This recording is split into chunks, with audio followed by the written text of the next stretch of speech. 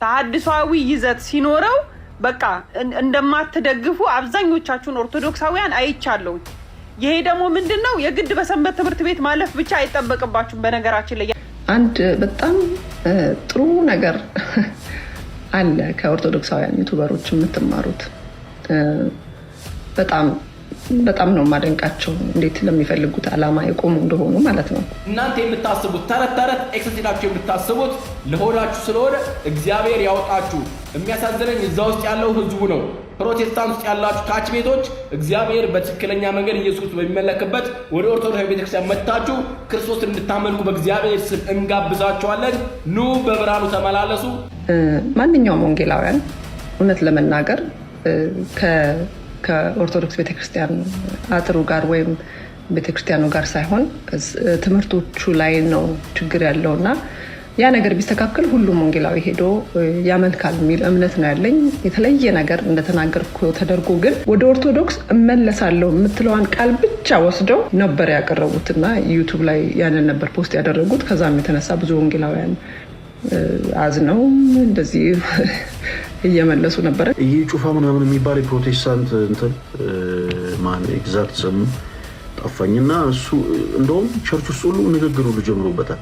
ማክረቤቤቤ ሲለው ራባጃራባባባ ወልድኪ ነፍሳተ ሶባራየኪ በእሳተ ኩነኔ ዘሃሙ ማርያም ትብሊ በንቲ አዎሙ። ይሄ ጩፋ ምናምን የሚባል የፕሮቴስታንት እንትን ማን ኤግዛክት ስሙ ጠፋኝና እሱ እንደውም ቸርች ውስጥ ሁሉ ንግግሩ ጀምሮበታል። ማክረቤቤቤ ሲለው ራባጃራባባባ ሃርጋዱላ ሲለው ይሄ ምንድነው? ሃርጋዱላ ማክረቤቤቤ ራባጃራባባ ምናምን ቅዱስ ሚካኤል ምን ነው? እኔ ማለት እዛ የተቀመጠው ፕሮቴስታንት ግን ይታዘበናል ብለው እንደው አይፈሩ። ግን እግዚአብሔር ስሙ የተመሰገነ ይሁን። አሁን ላይ ምን አለ መሰላችሁ እንደ እኔ ተወዳጅ ፕሮቴስታንት ወንድሞቻችን ጋር ከሞራቴ በፊት እግዚአብሔር ስሙ የተመሰገነ ይሁን። በእውነት ነው የምላችሁ። ከዛሬ 5 ዓመት በፊት እግዚአብሔር ስሙ የተመሰገነ ይሁን። ለምንድን ነው መሰላችሁ? እግዚአብሔር ስሙ የተመሰገነ ይሁን ያልኩበት ሪዝም ሶሻል ሚዲያ ከመጀመራችን ከ5 ዓመት በፊት ሁሉም ሶሻል ሚዲያ ላይ ያሉ ፕሮቴስታንቶች በአጠቃላይ ልሳን አዎ መጽሐፍ ቅዱሳዊ ነው ምናምን በዚህ ወጥቶ በዚህ ገብቶ ምናምን ብሎ የሚያምኑ ነበሩ። ዛሬ እንዲህ አይነት ልሳን የለም የሚል ፕሮቴስታንትን ፈጥረናል። ክርስቲያኖች ወንድሞች ቁም ነገር ነው ማለት ይሄ ቀላል ነገር አይደለም። እንዲህ አይነት ልሳን የለም መጽሐፍ ቅዱስም አያውቀውም የሚሉ ኦርቶዶክሶችን አይደለም ፕሮቴስታንቶችን ፈጥረናል።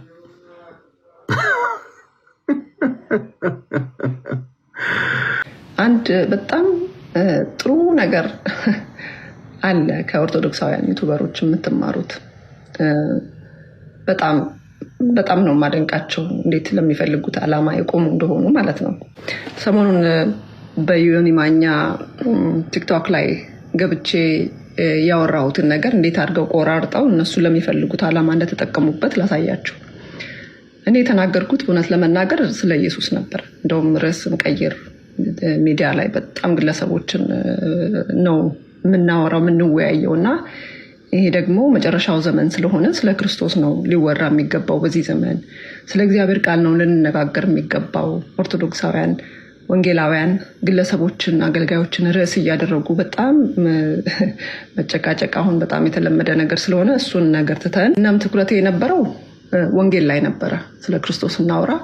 ክርስቶስ ሊመጣ በደጅ ነው።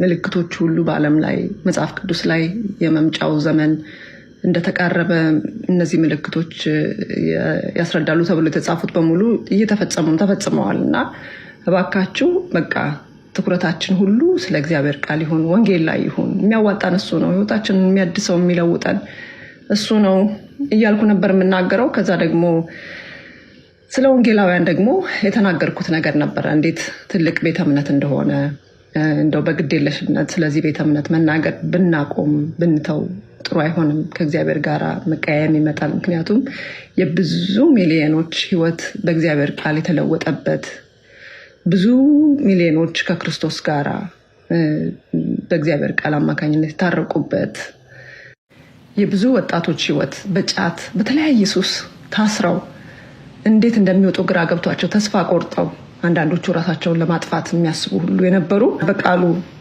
መገለጥ ከዚህ ነገር ውስጥ ከዚህ ህይወት ውስጥ ወጥተው በእውነት የእግዚአብሔር ልጆች ሆነው ከሱስ ተላቀው በደስታ ወደ እግዚአብሔር ቤት የሚመላለሱበትን ጸጋ ያገኙበት ትልቅ ቤተ እምነት ነው እና እባካችሁ በግዴለሽነት ስለዚህ ቤተ እምነት አንናገር እና ብዙ ሰዎች ላይ ትንሽ የጥላቻ ንግግሮች፣ የማቃለል ንግግሮች ስለምሰማ ይሄ ነገር መልካም አይሆንም፣ ከእግዚአብሔር ጋር ያስተዛዝነናል ብዬ እንደውም እኔም ራሴ በዚህ ቤተ እምነት ውስጥ ነው የእግዚአብሔርን ቃል ተመሬ ከእግዚአብሔር ጋር ታርቄ በሱ መንገድ ለመሄድ የቻልኩት በህይወት ለመቆየት የቻልኩት ብዬ ነበር የተናገርኩት።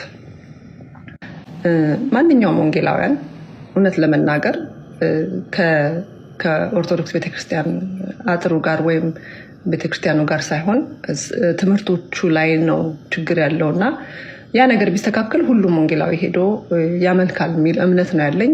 የተለየ ነገር እንደተናገርኩ ተደርጎ ግን ወደ ኦርቶዶክስ እመለሳለሁ የምትለዋን ቃል ብቻ ወስደው ነበር ያቀረቡትና ዩቱብ ላይ ያንን ነበር ፖስት ያደረጉት። ከዛም የተነሳ ብዙ ወንጌላውያን አዝነው እንደዚህ እየመለሱ ነበረ። ይህንን ደግሞ እጅግ በጣም ብዙ ወንጌላውያን አማኞች እንዲሁም መምህራን፣ ትልልቅ መምህራን ጭምር የሚናገሩት ነገር ነው።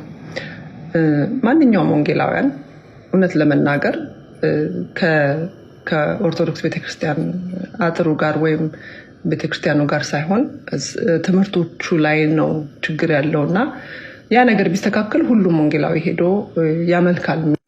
በዚህ ልጅ አዘማመር ላይ አንዳንድ ብዙ አይደላችሁም፣ አብዛኞቻችሁን በጣም ነው ማመሰግናችሁ። በቃ ስርዓተ ቤተክርስቲያን ሲጣስ፣ ዜማ ሲበላሽ፣ ተሐድሷዊ ይዘት ሲኖረው በቃ እንደማትደግፉ አብዛኞቻችሁን ኦርቶዶክሳውያን አይቻለሁኝ። ይሄ ደግሞ ምንድነው የግድ በሰንበት ትምህርት ቤት ማለፍ ብቻ አይጠበቅባችሁም። በነገራችን ላይ ያሬዳዊ ዜማን ለማወቅ መዝሙር አድማጭ ከሆናችሁ፣ መዝሙር በደንብ የምታዳምጡ ከሆነ ቤተክርስቲያናዊ ወይ ደግሞ ያሬዳዊ ዜማ ምን እንደሆነ በደንብ ይገባቸዋል። ስትማሩ ደግሞ የበለጠ ይሆናል ማለት ነው። አብዛኛው ኦርቶዶክሳዊ አውቆት እንደሆነ ይሄን ልጅ የተቃወመው እኔ ገብቶኛል በራሴ ቪዲዮ ኮመንት። አንዳንድ ግን አላችሁ በጣም ጥቂቶች ማለት ነው። ስፔሻሊ ሰንበት ተማሪ ሆናችሁ ሀውካም ይህን ልጅ ልደግፉ የምትችሉት በውስጥ አታናግሩም ወይ? በውስጥ ሲጀመር ቪዲዮዬን ተናግሬ የተናገርኩትን ሳልጨርስ ነው መታችሁ ኮመንት የምታደርጉት። በዛ አውቃለሁኝ። የተናገርኩትን ሳልጨርስ ኮመንት የምታደርጉት በውስጥ አታወሩትም ወይ? በውስጥማ አወራ ነው እኮ እኔ ብቻ አይደለሁም። ስንት አባቶች ስንት ሊቃውንት ነው ብሎክ ያደረገው? ጠይቁት። ስንት ሰዎችን ነው እየተሳደበ ብሎክ ያደረገው? ጠይቁት። እኔ ጮክ ብዬ ወይ ደግሞ በንዴት ምናምን ስለምሰራ ነው ቪዲዮ አይደለም የምታጋንኑት። አለቀው። እንደውም በደንብ አጥብቄ እንዲይዘው ነው ያደረጋችሁኝ።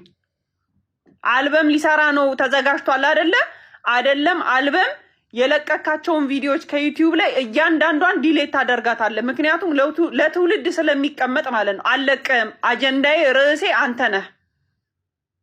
አለቅህም። ባለህበት አካባቢ ደብር አባቶች አናግሬያለሁኝ። ገና ይደውልልሃል። ታዋራቸዋለህ። ሄደክ አጥፋ ይለዋል። ታጠፋለህ። ማታጠፋ ከሆነ ዩቲዩቡን ሪፖርት አስደርጌ አዘጋዋለሁኝ። እዚህ ድረስ ይሄዳለሁ።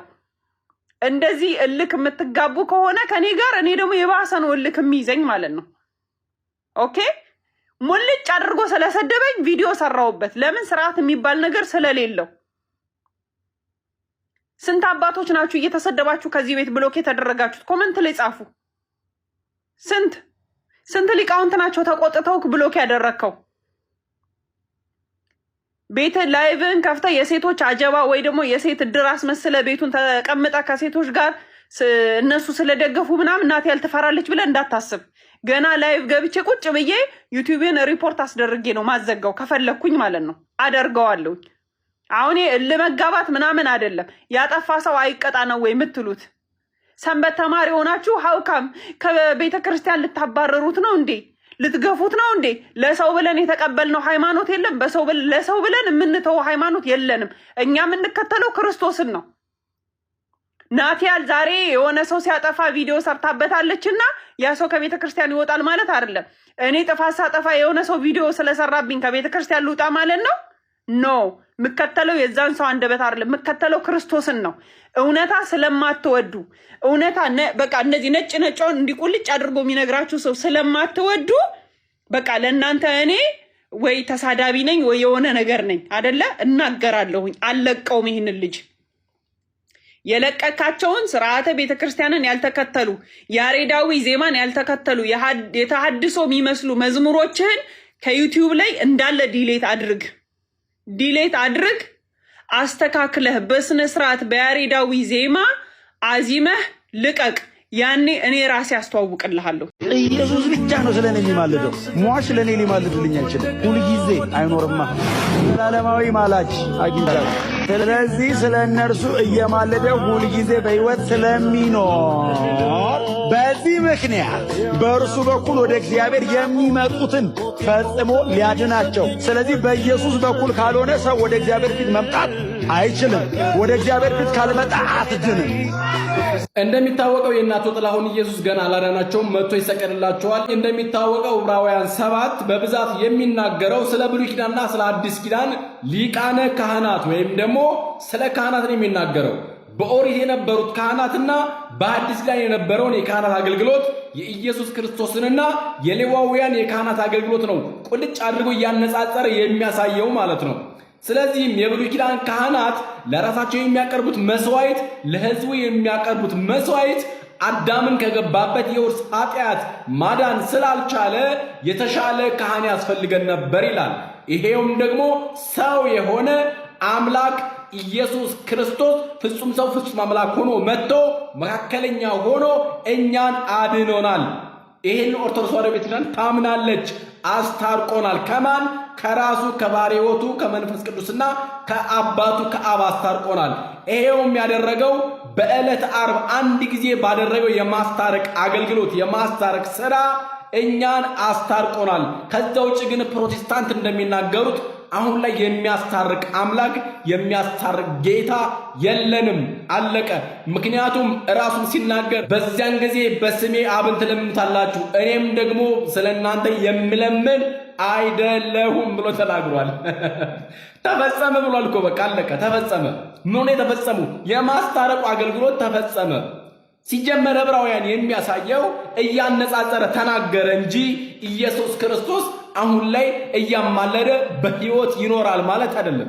በነገራችን ላይ ይሄ ጥቅስ በ1960 በፊት በነበረው መጽሐፍ ቅዱስ ስንመለከት ቃል በቃል እንደዚህ ያልነበረም የሚለው አስተካክለዋት ኢዲት አድርገዋት ነው ሲሰርዙ ሲደልዙ ነው አሁን ላይ ዘወትር ሊያማልድ በሕይወት ይኖራል የሚለውን ያስገቡት ማለት ነው።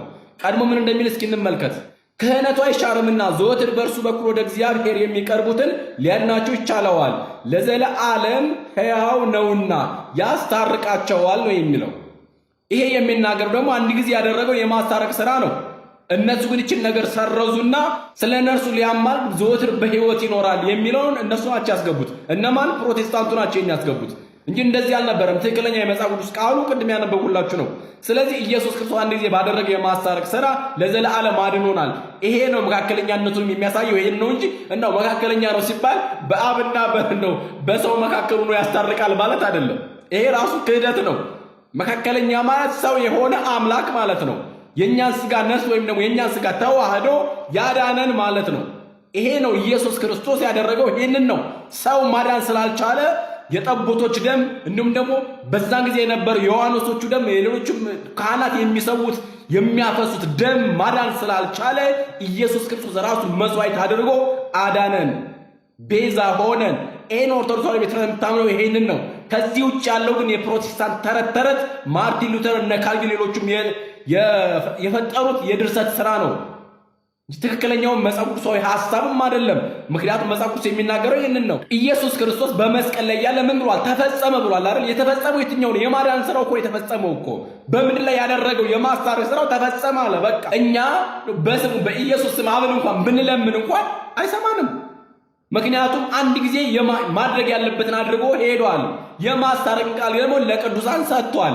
ቅዱስ ጳውሎስ ሌላ ቦታ ደግሞ እንደዚህ ይላል በሁለተኛ ቆሮንቶስ ምዕራፍ 5 ቁጥር 18 እና 19 ላይ እንደዚህ ይላል፣ ነገር ግን የሆነ ሁሉ በክርስቶስ ከራሱ ጋር ካስታረቀን የማስታረቅንም አገልግሎት ከሰጠን ከእግዚአብሔር ነው።